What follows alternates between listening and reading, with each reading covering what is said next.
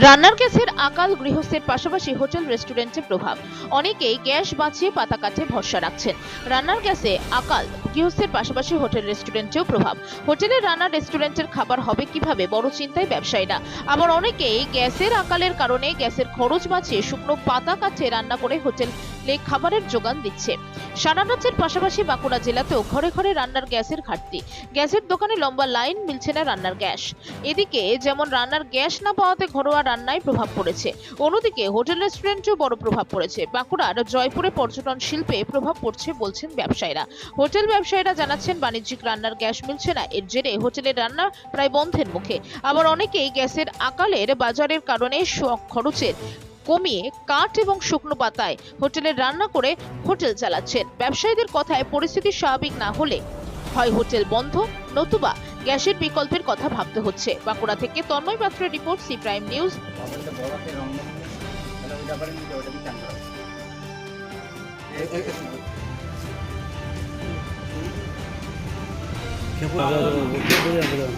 এখন যদি গ্যাসটা না পাওয়া যায়, গ্যাসটা আমাদেরকে ওই 20 থেকে 30% ভিতরে রেখে বাকিটা পাতা আর কাঠের উপরে আমাদেরকে চলতে হবে।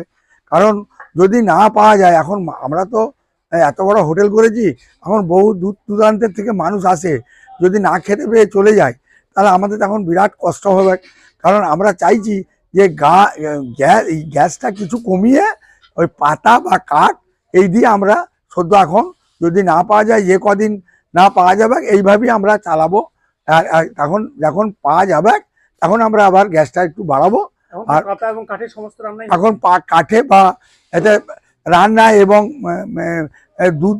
দুধ গরম এবং মিষ্টি সমস্ত কিছু চা থেকে আট থেকে আমরা ম্যাক্সিমামটাই আমরা পাতা বা কাঠের উপরে আমরা এগিয়েছি। বাধ্য, এখন কি করব না পাওয়া গেলে শুধু চাইনিজটাই কিছু পার্সেন্ট আমরা 2-5টা গ্যাস দিয়ে আমরা চালাচ্ছি। মানে গ্যাসের খরচটা কমাচ্ছেন? গ্যাসটা একেবারে কমিয়ে দিয়েছি। আমাদের ধরুন ওই 20-25% ও ডেলি 2-3খানা গ্যাস নিয়ে আমরা চালাচ্ছি। এছাড়া আমাদের আর কোনো উপায় করতে পারিনি। গ্যাসটা বাঁচিয়ে, গ্যাসটাকে পাচ্ছি না তো, বাঁচা তো বটেই। গ্যাসটা তো এই সময় খুব টান পড়ে গেছে, না কি করবো বলুন দিন। এখন এগুলো দিয়ে আমাদের এখন চালাতে হবে, চালিয়ে। হ্যাঁ, দেখুন, আমাদের এখানে রাস্তার উপরে আমার একটি রেস্টুরেন্ট আছে এবং এখানে থাকারও ব্যবস্থা আছে। অতএব এখানে যারা এখানে থাকতে আসছে তাদেরকে যে আমরা এই পরে যে খাবার দিতে পারবো কি পারবো না, এটি একটি বিরাট চিন্তার উপর ফেলে দিয়েছে। কারণ আমার কাছে এখন পর্যন্ত শুধু 19 কেজির গ্যাস মাত্র একটি পড়ে আছে, যেটি হয়তো আজ অথবা কাল পর্যন্ত চলবে। এরপরে কি হবে, কি করব, কিছু বুঝে উঠতে পারছি না। এবং কিছু কিছু খাবার যা আছে সেটি গ্যাস ছাড়া কোনোভাবেই সম্ভব নয় তৈরি করা।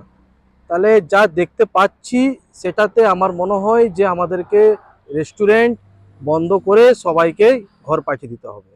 অতএব শুধু এখানে এই জঙ্গলের মধ্যে এই থাকা ছাড়া আমরা আর কিছুই খাবার বা কিছুই আমরা দিতে পারবো না। কি বাণিজ্যিক গ্যাস কি পাওয়া যাচ্ছে না? একদম পাওয়া যাচ্ছে না। বারবার ফোন করে, বারবার সবার সাথে কথা বলে কোনোভাবে কোনো সুরাহা আমরা দেখতে পাচ্ছি না।